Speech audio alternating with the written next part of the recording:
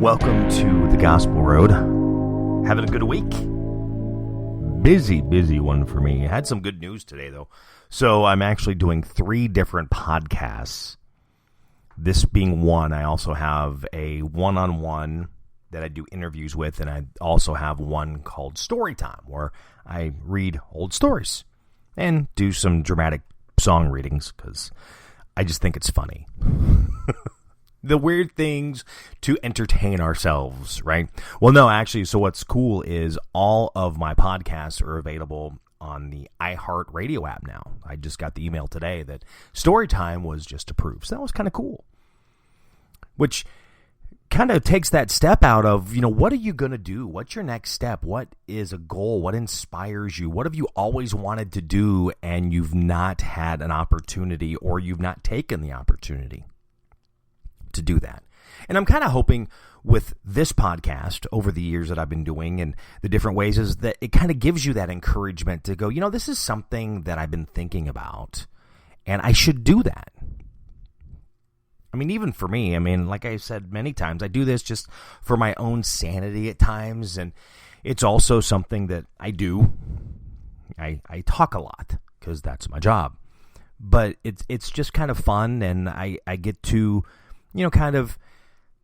speak on things that are dear to my heart. Like I said, I use the scripture for this and look at a lot of the moral pieces on that and how we can apply that to our lives to help ourselves and help others. But I also, there's a few things that I don't talk about. They're just better to be left alone. Not saying that I wouldn't if I ran into the correct person to have that podcast with, which I've actually done before. If you've ever went to my YouTube page and went back and looked at some old podcasts, I was doing one with a friend of mine a few years ago. We did a few episodes called The Good, Bad, and the Rooster. It was actually kind of fun. Probably a little more, pop culture, political type things. And of course, anybody that knows me knows when it comes to politics that I'm an equal opportunity slappist. I will slap both sides at any time because I really do not line up 100% with either. And they all seem to be doing things that annoy me. We all have that annoyance at times. Again, the things that we can change. If you need to the better. The things we cannot change, you just don't let it get to you. Or at least try not to. We all have that part to where it kind of does bother you and you kind of go insane trying to figure out what to do. Like right now, I've got so many friends that I talk to with the whole virus and lockdown situation, even though things are starting to open up, but they're just kind of over the whole thing because with people working from home and even with those of us that do deal with the public and a lot of the guidelines that they're asking to do, and people just are not keen on them, which I understand, and there's to a point that I say I'm pretty much over it too, and I've got a lot of my friends that even say that they're pretty over it as well because we're not getting all the information, and the information we get is so from one extreme to the next, which is true, and it's also polarized a lot of friendships and families because of it as well, because nobody really knows how to take any of the information. I almost want to say it's even worse than the last election that happened, which was very polarizing and ruined families and friendships. But even with this, it's almost to the same. But in other cases, it's brought some people together too because they have that common feeling of what's going on. Again, and I've said it many times, I do not want to be a person in the seat to make decisions right now because I could not tell you if they were right or wrong. It might feel right, but does that mean that it is? It might feel wrong, but does that mean that it's right? It's very much a catch-22. It's hard. And that's going to be that way as we move forward, working with coworkers, working with management, even being in management and dealing with those that are in your department. What do you do? What's the right way? And it really turns into a lot of encouragement and a lot of motivation. I have people that love working from home. I have friends that hate working from home. And hate is a strong word, and it is true, because they just like that social interaction. They're not liking being locked away, and they don't really do a lot outside of work. It's a way to get them out of the house. So now they just never leave. So then they feel depressed and not really sure how to do things. But again, it's not easy, it's not rough, but if you have something that you've been thinking about doing, learning a language, you're learning to play an instrument, whatever it is, maybe even starting a podcast, do it. Why wait till tomorrow? Well, you might have to wait till tomorrow because you got to, set things up to get it started. But, why wait? What is it that you have really wanted to do that you can take that opportunity? Maybe it's, running, maybe it's doing a marathon, maybe it's doing a 5K, whatever that is. Do it. Don't wait. I was actually reading something the other day, and we've heard for years about the bucket list, and put something on your bucket list. This is what I want to do. And something I was reading the other day that said, get rid of the bucket list. Whatever you want to do it. Do not wait. Which, if you think about it, is good advice. Why wait? You put that bucket list together, and then it just sits there. I mean, if you're going to make it, these are goals. This is something that I want to do. There's certain things that you would need to put on a list because you're not able to do it like right now. It would take planning or saving or something like that. But then again, why put the big things on the list when you could do the little things that could really help you and help your friends and help your family and even just help you personally? As I always say, mentally, physically, spiritually, working with your body, mind, and soul, always exercising all of them to make them the best they can. Let me get into today. I'm going to look at Hebrews 4. It says, therefore, while the promise of entering his rest still stands, let us fear lest any of you should seem to have failed to reach it. For good news came to us just as to them.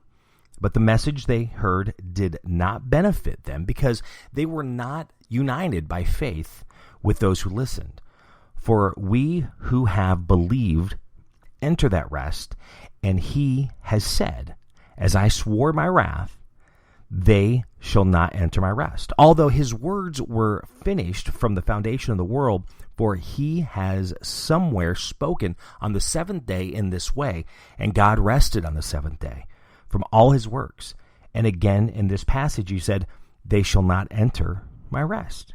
Since, therefore, it remains for some to enter it, and those who formerly received the good news failed to enter because of disobedience, again, he appoints a certain day, today, saying, through David so long afterward, in the words already quoted, today, if you hear his voice, do not harden your hearts. For if Joshua had given them rest, God would have spoken on another day later on. So then there remains a Sabbath rest for the people of God. For whoever has entered God's rest has also rested from his works as God did for his. Let us therefore strive to enter the rest, so that no one may fall by the same sort of disobedience.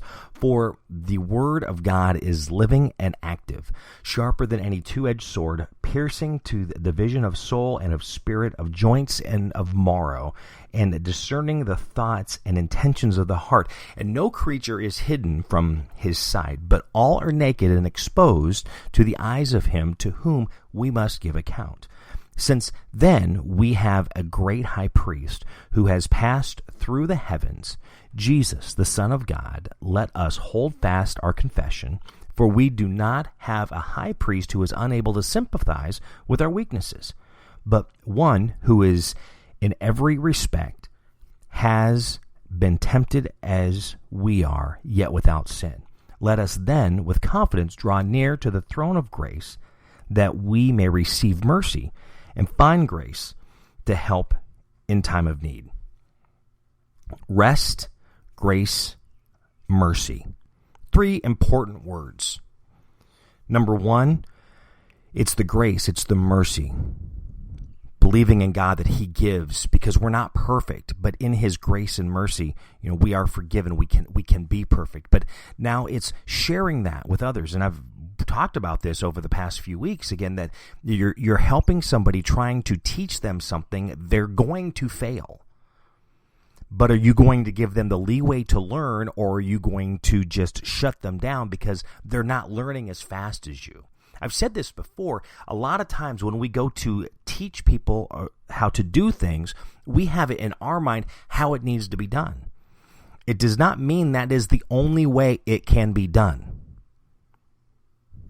Got that? Not the only way it can be done. I've been there, and I know a lot of people, a lot of managers that are very analytical. This is the way I was taught. This is the way I do it. Or it might not even been the way they were taught. It's what they have learned and how they do it, and you need to do it the exact same way as them. I am not you. I'm not going to do things the exact way. What might be easier for you, not always going to be easier for me, because my mind works a little different. We are individuals. We do things in different ways. We understand things in different ways. We learn in different ways. Some are very good at the book knowledge piece of learning, getting the theory and then applying that. Some need to see it happen. Some need a mixture of both. It's the hearing and the visual. I, a lot of times, can be a mixture of both, where I need both. I need to see how it works. I need to actually apply it to understand, to really comprehend what to do to get that out. So are you sharing that mercy? Are you sharing that grace when you're trying to help someone to really take that next step?